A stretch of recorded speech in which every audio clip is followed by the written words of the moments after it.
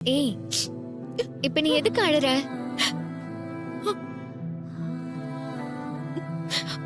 நான் அதை நினைச்சு பார்க்கவே இல்ல. போன்ல நான் சொன்னது உனக்கு அவ்வளவு தூரம் பாதிச்சிருச்சா? நாங்க லவ் பண்ணி வீட்டை விட்டு ஓடி வந்து கல்யாணம் பண்ணிக்கிட்டோம். இது எங்களுக்கு தலை பொங்கல்.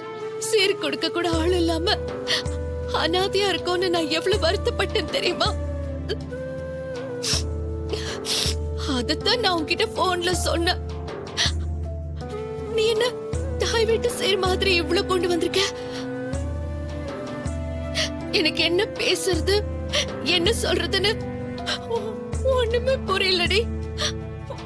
ரொம்ப தேங்க்ஸ் டி. ஏய், நீ என்னோட ஃப்ரெண்ட் டி.